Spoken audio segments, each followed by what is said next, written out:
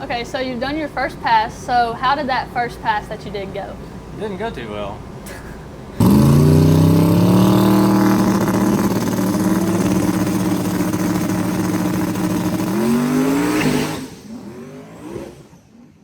What happened that made it not go too well? Well, the track was greasy and it wasn't, I guess, what I thought it was.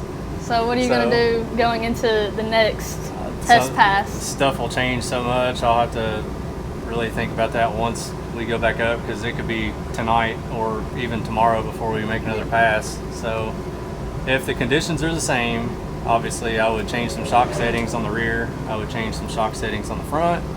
I would obviously change the launch boost and timing curves, and yeah, probably turn it down a little bit. So. All right. Okay, so that second pass didn't go as planned. What happened at the start to cause the pass to not even happen? Oh, didn't even start. I guess we did a burnout, pretty good one, but so I've had this happen once in the past, unfortunately, but yeah, we had a ECU malfunction. So it's okay. Built-in PDM controls trans brake. As soon as I put the car in reverse, it activates the trans brake. Well, malfunctioned. It shorted out internally, killed the ECU. So shut the car off in the middle of the track. Yeah. Okay, so once we got it back to the pits, what was the process of fixing that whole issue? Having had to go through this once again in the past, you know, process elimination, the ECU was flashing. And I know the voltage was good on the battery because it cranked up good. So ruled out that the battery voltage was too low. And ECU is flashing and not responding. So we have a spare one, tossed it in there, fired right up. Now the third pass didn't happen because of the rain delay, but what are your plans for tomorrow, and how are you going to prevent that from happening and make the pass go A to B? So instead of running the trans brake off of the ECU, I've got a solid state relay coming to me in the morning to basically wire in that separate from the ECU, so it isolates the ECU from the trans brake solenoid. So that should prevent any issues with the ECU itself. As far as, you know, what we're going to do for tomorrow, probably not going to change anything because we were prepared to go up there and go fast today. So same tune-ups loaded. We'll look at the track conditions tomorrow, the weather, and determine what we got to do from there. All right, that's all.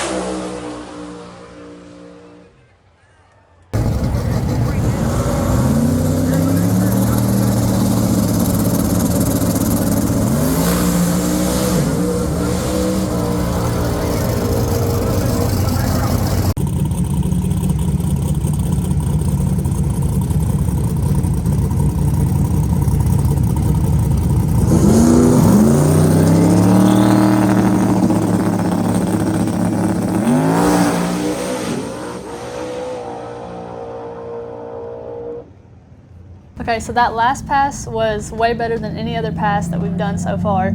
So what did you do that made the pass go down and do really good? Actually made it down the track. A to B. Yeah, A to B for once. So went back to previous tune-ups that we had with the car. they prepped the track really good because of all the rain, and we already had data from this track prior, luckily. So we put the shock settings in it, we put the boost curve in it, put the timing curve in it, all the stuff needed to make it go A to B, and coincidentally we ended up going our fastest pass ever at Bowling Green on that pass. So it still wasn't a clean pass, but okay. So are you going to change anything going into the first round eliminations? Yep. So since we did make an A to B pass, although it wasn't the cleanest, we still got good data from it. So the tune-up that we had in it, after seeing the track, the shocks weren't really dialed in for that particular power level tune-up that we put in the ECU side of it. So the shocks were too loose, rear shocks were too loose, the travel limiters were too loose, there was too much weight in the trunk. So in light of that, we power wheelied, and I had to pedal the wheelie a little bit, and it got out of shape a little bit, but we still made a good pass and fast. So fastest we've ever trapped with the car on that pass, and it wasn't a personal best ET, but considering all the pedaling and getting it back in the groove, it was pretty close. So we're pretty excited going into the next first round for eliminations. That was still our test pass, so this will be our first round eliminations coming up. And on the topic of data and looking at it, what do you mainly look at when you're trying to figure everything out? It depends on the pass. Naturally, whenever I'm in the car, I can feel things, and in particular that pass, it wheelied about 60 to 80 feet out, so I naturally pedaled it. Well, why did it wheelie? So the first thing I look at is shock sensor data. I want to see, the front end came up first, rear end came up first, if the shocks topped out or not, if I need to slow them down, which obviously that was the case. We needed to slow the shocks down, so we tightened the extension on the front and the rear. We also still had weight in the trunk of it, trying to hook up on a greasy track yesterday. And whenever the track gets really good, we take weight out of the rear, which technically adds weight to the front, because now the bias weight is heavier on the front since we took it off the back. Because the car is basically a teeter-totter. You take weight off the back, it makes the front come down. So it's like adding weight to the front if you take it off the back. So we did that, adjusted the shocks, and we always go over the vitals, make sure oil pressure and everything is good, make sure fueling and stuff is still good, which we never touch the fuel and the timing on the car. Pretty much it's just dialing in boost and timing curves for the most part, and shocks. So that's 90% of it usually, but yeah, that's usually the main things we look at. Look at the drive shaft curve too, but it was hooked well, so didn't have to adjust anything there. So all right, that's all.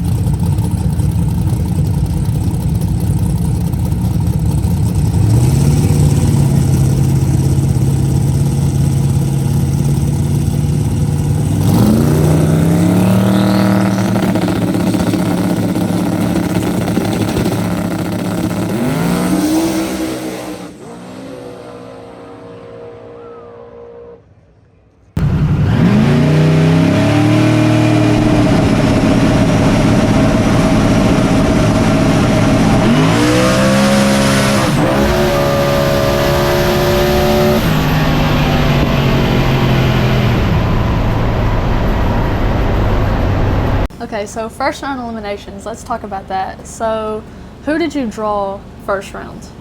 First round, we drew our buddy Dusty Bradford. Most of you guys know Dusty as the guru behind PTC converters. Heck, we've bought converters from Dusty, before. So super cool dude. So yeah, he's got a pretty cool little Grand National, and yeah, couldn't take him lightly. So, what were your thoughts going into the first round? Really, I didn't really know. Coming out of the test pass, I was pretty confident that we could chip away at what we were going to do for first round eliminations, but it's always uneasy at an event like this because you have so many street tire cars and normal stuff going down the track that can tear the track up. And we're trying to go 1.0 something 60 foot on this surface, so a little bit uneasy with that, but I knew that the adjustments we made would be an improvement over our test pass, so I was pretty confident, and that we were going to incrementally go a little bit faster than we did the pass before. So that's, in this game, you're really just racing yourself. You're trying to look at data and just try to improve each pass as you go, and chip away at all the little knobs that you can turn on the car. So since you're going into round 2, how are you going to adjust the car so you don't have to pedal it as much for tomorrow's pass? So what we did, that round we actually tightened the shocks on the front and the back. We took the weight out of the rear, which is honestly a big swing from what our test pass was. And while it did improve the wheelie, it still tried to power wheelie about 1.8 seconds into the run, which tells me we're not getting power in as fast as we really should, or it was topping shock out. And in that case, we actually did top the shock. We didn't top the shock in the front. We hit the limiter, and it got on the limiter really faster than I really wanted it to. So we've got the front strap down now. We added 25 pounds to it. So we hope that combination of that and maybe actually putting some more power in sooner into the run will keep it from power wheeling on out down track. So hopefully the nose will stay down and we can run a PB.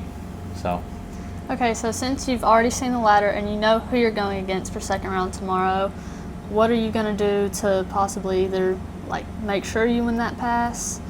What's going to happen there? Honestly, at this point I'm on cruise control. I really just need to replicate the passes that I've made, just make clean, good passes, make sure I'm good on the tree, because you don't want to give up any time there, and hopefully the car does its thing and just repeats what we've already done. So I do have a couple other tune-ups higher up that, if we get into some of these faster cars, that I might dabble into, but for now I'm just going to leave the tune-up alone, and hopefully the shock settings and the weight alone will allow me not to pedal the car and just make a clean lick on the power we already got in it. So all right, that's all for tonight. Both these cars have been good runs, and then James shortcutting but not fire the car and get it to the line in time. So this is one of those things where, again, it's a coin flip.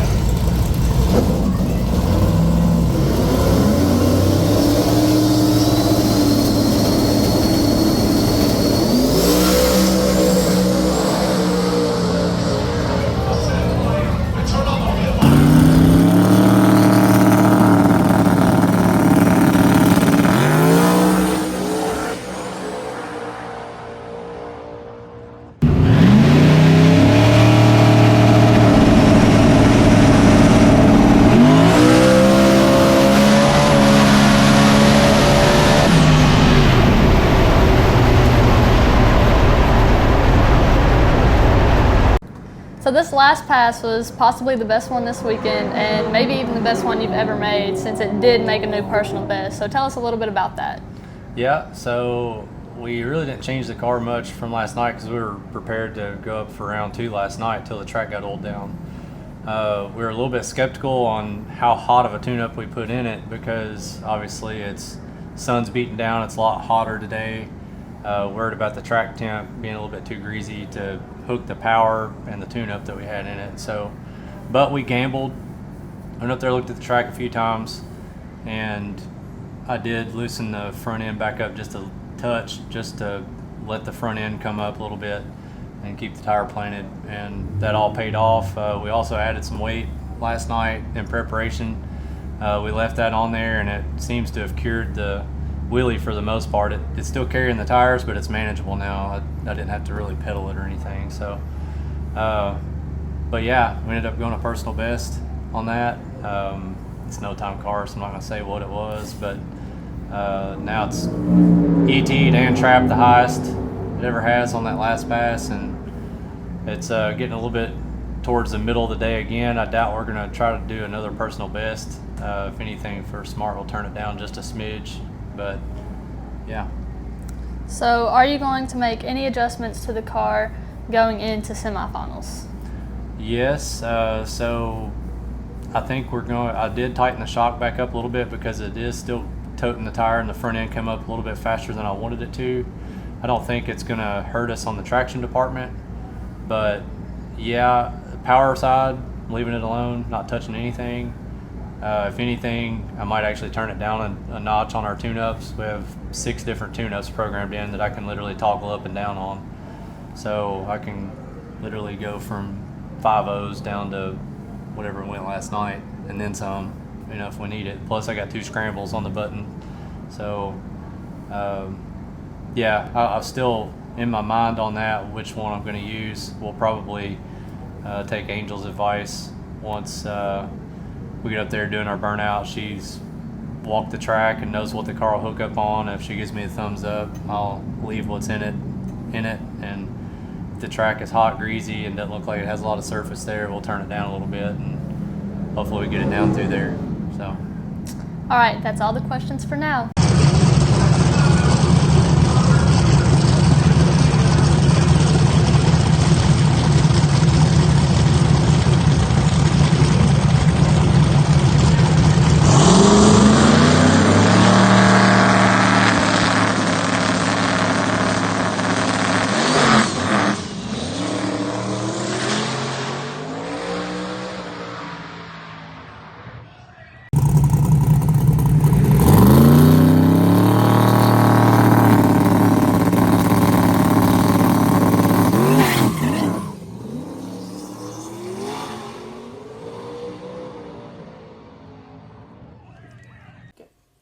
Welcome to the LSFest recap. So let's start with the first test passes. A little rerun of what happened with all of those. yeah, we started off not great Friday. We knocked the tires off very first pass. It was hot and greasy. Missed the tune-up. We're just coming off of US 60 where the track was literally flypaper.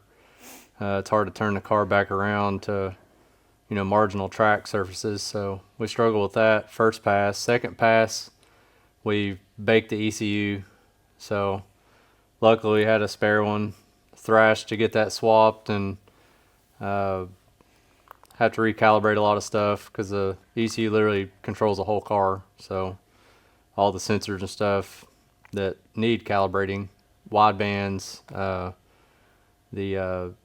vehicle position sensors, all that stuff has to all be recalibrated. So had to do all that. We did remove the trans brake from the ECU and put a solid state relay in. So that got us into our last test pass, which would have been Saturday afternoon, because it started raining Friday evening into about 1-2 o'clock on Saturday. So we got one final test pass, and luckily the thing went out there and made a solid rip. So that set us up really good for having good data going into that night and the following morning. So yeah, we started off rough, but I feel like we finished fairly strong considering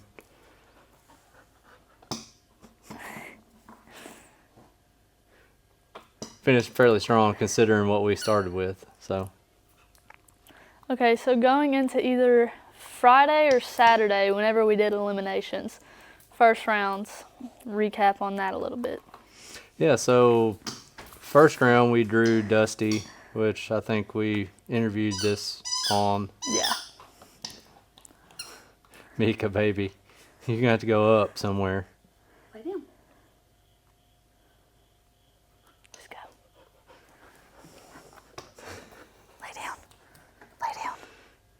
You want to be in a video, baby girl? Lay down. Come here. Lay down. Sit. No, out of the way. So first round, we drew Dusty, and I never take him lightly because he's always got fast cars. And, you know, the air's done cooled off, so it's, you know, going to make a ton more power. Our car picks up tremendously whenever the air cools off. So I was worried about, you know, our tune-ups and stuff. So I was worried about our tune-ups with the weather change being a little bit too much for the track. However, after looking at the track, they had it on kill, you know, so I left everything alone, and I actually ended up turning it up a little bit. So, you know, we ended up getting through first round by Dusty, and that gave us good data to hopefully make the following pass that night, but they unfortunately had a oil down that night, so we couldn't run our second round eliminations like we were planned to. So that led us into Sunday morning, I guess, around noon, where we ran our second round of eliminations. So Okay, now let's go ahead and skip to our final pass, since we haven't really got to do any talking about that. yeah, so our final pass was obviously after our second round of elimination, which was around noon. So, you know, it cooled off a lot overnight. So I think it got down in the low 50s. So the track and everything else was pretty cool. And it was still cool for the most part up through noon, but it hadn't got hot enough that it made the track greasy or anything yet. I think we didn't have our temp gun with us, but luckily the track prep guys, I walked up through there and he had a temp gun and he shot it. It was like 99 degrees at noon whenever we did that pass. So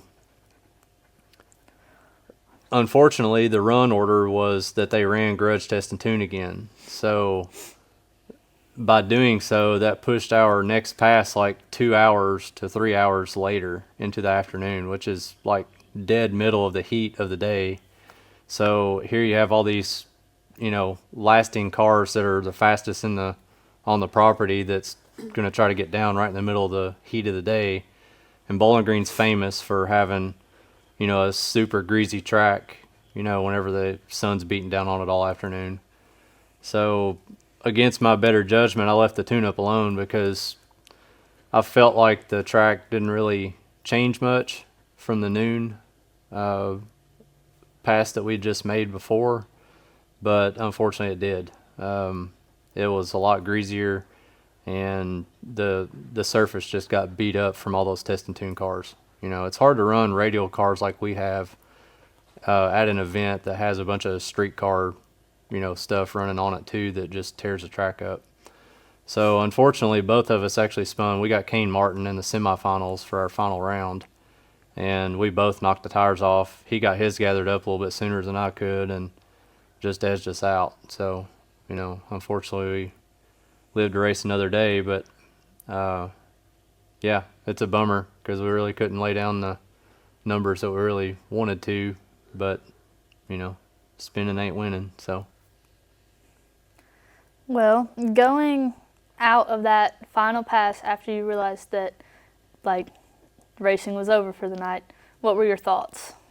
Well, you know, naturally you want to win. You know, that's what we're going to the race for. But you always have to lose as gracefully as you win. So, you know, obviously congratulate Kane and Anthony, our other opponent. He ended up winning in the finals against Kane. You know, we were pitted right next to all of those guys, and it was, you know, super cool to just hang out with everybody. And, you know, win or lose, it's still a fun time, and all our cars are all in one piece still, you know, and we can race another weekend. So. Now, off the topic of racing, people always ask what it's like, if you would recommend, like, if you race your kids around it or keep them away from it even if you do race. So what's your input on that?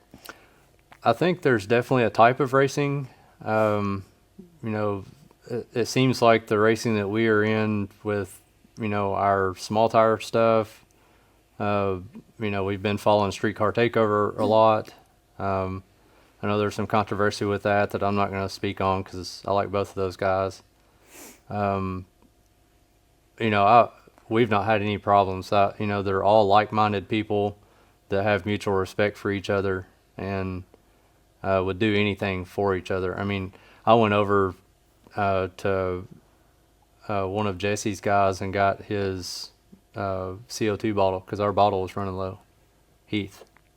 And he let me borrow a spare bottle that he had just to make the last few rounds of racing. And it's just simple stuff like that. It's all, we're opponents, but at the same time, we help each other. And I think that really,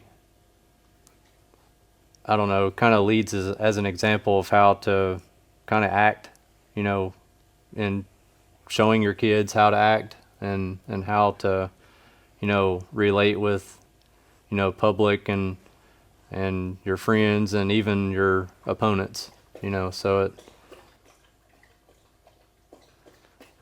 yeah,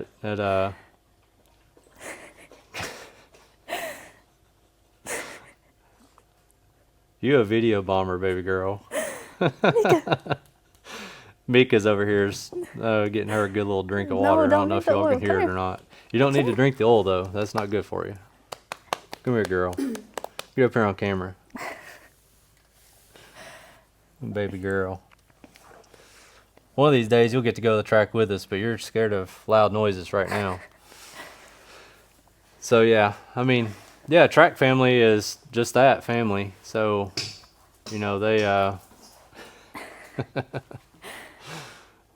even though we haven't got to take our fur baby family to the track with us yet, she's still a puppy, learning, and still scared to death of loud noises. I do dyno pulls out here all the time, and she goes and hides behind Angel. So yeah, the track is definitely not a bad place to to raise your kids. I mean, we're not there every weekend, obviously, but whenever we are there and the girls are with us, I don't have any reservations of them being around all of our friends and track family. So All right, that's all. We'll see you at LSFest next year. Bye.